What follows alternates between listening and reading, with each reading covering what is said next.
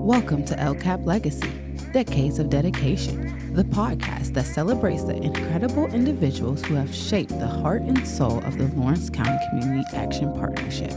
Each episode, we'll dive deep into the stories of those who have devoted their careers to making a difference, not just in our organization, but in the lives of the people we serve every day. We'll uncover their journeys, explore the moments that inspire them, and highlight the lasting impact of their commitment to LCAP's mission. So whether you're here to learn, be inspired, or simply celebrate the amazing people who make LCAP what it is, thank you for joining us. This is LCAP Legacy, Decades of Dedication. Let's get started with today's guest.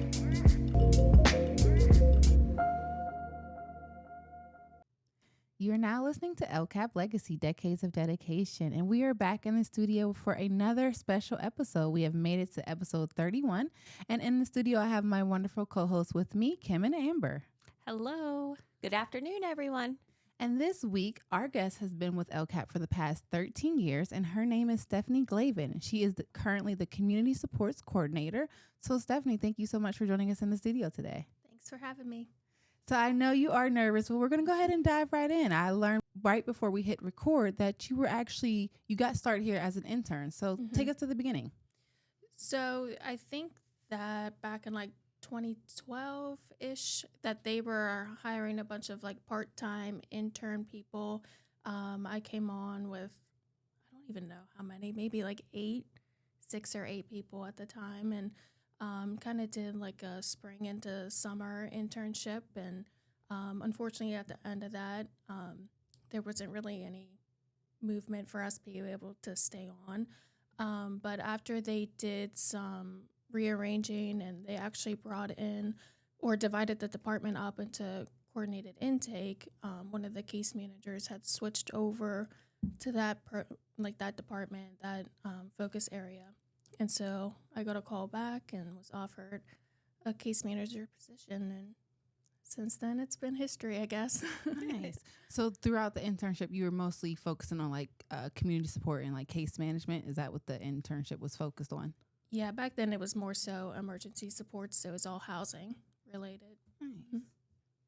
So, Stephanie, you're one of our community sports coordinators. Can you tell us a little bit about the different kinds of services and programs the department has to offer? Sure. So we offer housing programs, multiple different housing programs, from homelessness to people who are facing evictions. We have youth-focused programs, veteran programs, and then recently, within the last probably year or two, we combined our housing department and our workforce department. And so I was able to take on some additional programming, which has been very different from the first 10, 11 years working here. And I was able to take on and oversee some of the employment and our programs with juvenile probation. So that's our iMatter and life skills that work with at-risk youth who are unfortunately connected with the juvenile probation system. And then we have some parenting classes that is our safe parenting program. So we have a wider range of programs and outreach that we can do within the community. Yes, and they're all beneficial to, our Lawrence County residents. Mm-hmm. So how do you build trust with families who might be a little bit hesitant to ask for help? It's really just sitting and listening to what they have to say and not trying to overspeak them or say, well, you did this wrong and you should have made this decision. It's really just meeting them where they're at and trying to help them move forward from there and kind of make it their idea, have them help lead them to self-sufficiency and positive outcomes. Let them take the lead and you just kind of help. Yep. Mm-hmm. And we have amazing case managers that just have that natural ability to be able to sit and meet with people and have that bond, have that relationship that they feel, at ease to talk to somebody, let them know what's going on, and just have that pretty much a relationship. Mm-hmm. That's what it takes. So in community supports, it could be a little heavy at times, like hearing different stories and seeing what goes on in the community. So how do you stay motivated and have a good emotional outcome of day to day. And then your staff too. How do you motivate your staff as well? What I always say to my staff is like, we could be the only agency that's really meeting with them and helping them and guiding them.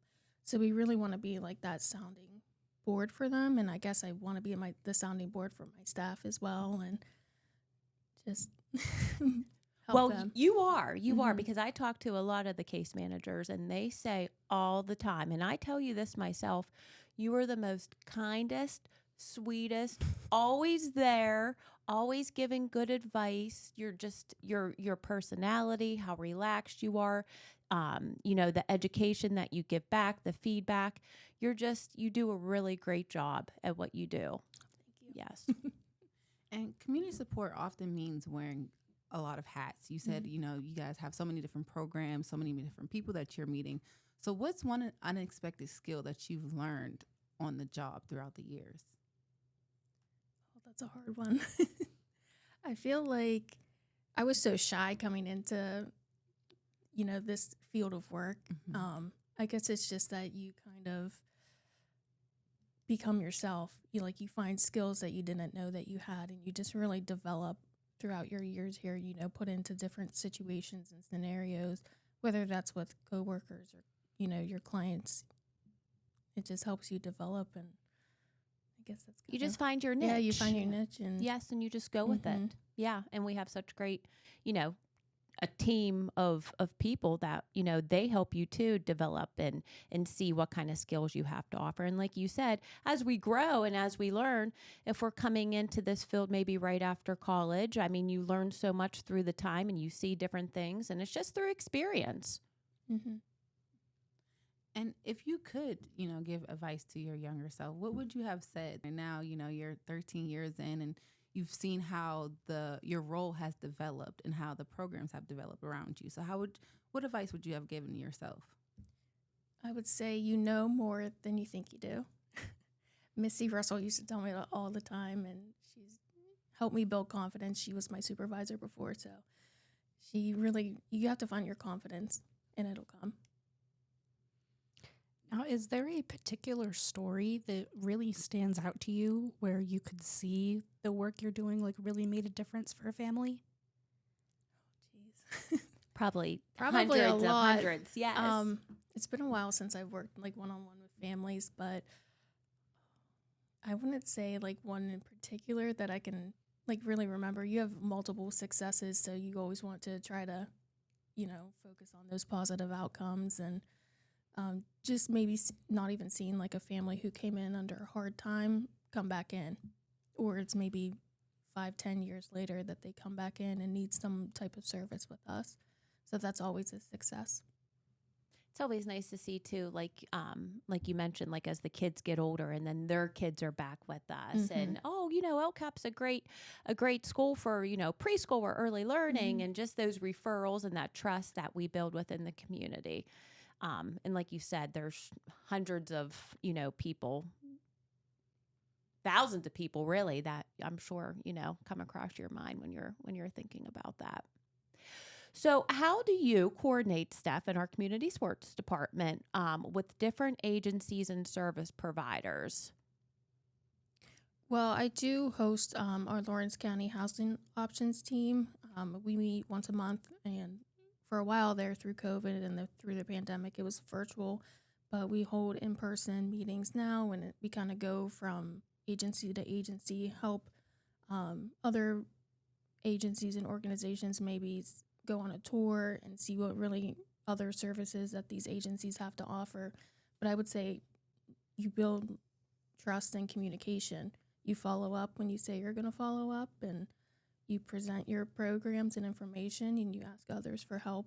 I think we like to try to be the end all, but we can't. We need to work as a community and have everyone involved. And Lawrence County is such a small community too. There's so many different groups and different meetings that we're always attending. So that's another good part about Lawrence County Community Action Partnership, is that we're always getting our name out there. We're always providing different information to other agencies, so then they in turn could provide our information to the people that they're working with, and we do the same for them. And speaking of community, when you're out in the community, is there not one, but is there a misconception people often have about community support services that we offer here? Maybe when it comes to just being able to help financially with our housing. We have multiple different programs, and not everyone can meet the exact eligibility. So we try to really explain and help people understand why they don't meet qualifications, what we can do for them if they don't, where else we can refer them within the community. What are the most common needs that you see families and individuals facing in our community? Definitely affordable housing. Rent prices have really gone up. Food instability. We try to, connect our families, our clients with whatever resources we can within the community.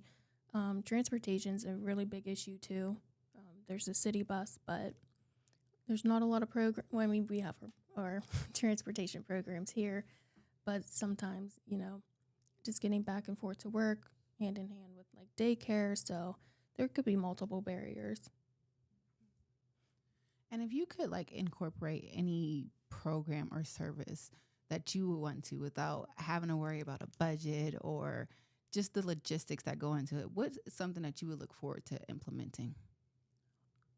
I think if I was able to, I'd really have it so everyone could have a furniture store really, and just have a huge new mattresses, new beds, new dressers, washer, dryer, stove. That's such a big need.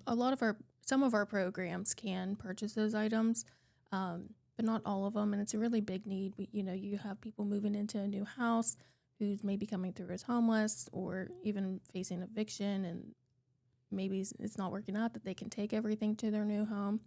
That's just a barrier, and there's a lot of donations throughout the community, but sometimes it's just nice to be able to get brand new. Yeah, absolutely. And I think that's really a great idea because like you said, you never know all the different barriers that people are having. Maybe, okay, they have an apartment, but they don't have the extra funds for a couch or a bed, or they do have the funds, but it has to go to groceries. So it's just providing those different services that you don't think about, just the little things that even down to toothbrushes, toothpaste, things like that those really make a difference. Mm-hmm. It's stuff you really don't think about typically. Let's say you pay everything and then you need groceries and gas. A lot of people don't have that till the next pay. So it's very difficult. So having something brand new of your own, if a person is going to rent to their next journey, that's theirs. They don't have to worry about, well, when I do move out, I won't have anything again. That's theirs to take with them. So that's very nice. That's a great idea. So, Stephanie, what gives you hope about the future of our community support services? I think we're just always evolving, and we're just always looking for that next thing. What else can we do to help support our community, the people that live in it, those who are stumbling upon a hard time. And I mean, we could all get into a hard time at any minute. So just knowing that you're able to give back to the community that you grew up in, what does that feel for you? What does that feel like for you? It's pretty awesome. I mean, I got to be honest, growing up where I did, I never really even came into Newcastle, besides if it was maybe to play a basketball game down at the YMCA or something. So just seeing that there's a greater need in different areas, it's really great to give back. One of the main themes of our podcast is legacy, and I like to ask everyone who joins the show, once you're done with LCAP, what are you hoping that the legacy is that you leave with the people that you've been able to touch throughout your time here? Maybe that, I just left a positive, fun impact on people, and just them knowing that they could always come to me for anything and give advice where I could and be there to support. All right. Well, thank you so much. And we'll go ahead and wrap up the personal round and we'll make our way to the quick fire round. And how that works is we're going to ask you a series of questions and you're just going to answer with whatever comes to your mind first. So, Kim, if you want to take it away. Oh, sure. Yeah, I sure will. Stephanie, do you prefer a paper planner or a digital calendar or both? I like paper, although I might not use it as often as I would like to. I would prefer paper. I do too. I have the same. As soon as something comes up, I'm writing it down and then I hurry up and go on my calendar. So I'm both, but I have to about December, usually the beginning, I go out and purchase my new calendar for their upcoming year. If you could swap jobs with anyone at LCAP for a day, who would it be and why? You know what? I was just talking about this before I came in here. I was talking to Amber, and I was like, I actually really miss being a case manager sometimes. So I would really probably go into a case manager position for a day and just see what it's like again and have that one-on-one interaction with the clients. Yeah, because you know what? Sometimes, like you said, you don't really get to see people that much anymore. So it'd be nice to sit back and, visit with people and see how everybody's doing and catch up. Mm-hmm. If you won $10,000 in a grant to make our office, our agency, this location more fun, more engaging, what would you purchase? What are some of the things? I don't know. Maybe I'd do something with a staff lounge, like make it a little more personal and, I don't know, somewhere just to go and hide during your lunch hour or something and eat and interact with others if you want. If not, that's great too. Yeah, like maybe a smoothie machine or like to make like a fun seasonal coffees, something like that just to, give everybody a little inspiration through the day. What is your favorite way to unwind after a long day? I don't know if I really unwind after a long day.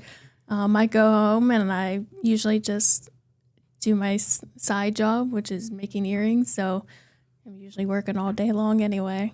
So, I mean, it is kind of a hobby and wind down. It's very soothing to do and create some stuff. So Nice. And what kind of jewelry do you make? What kind of earrings do you make, I should say? they're made out of clay, polymer clay.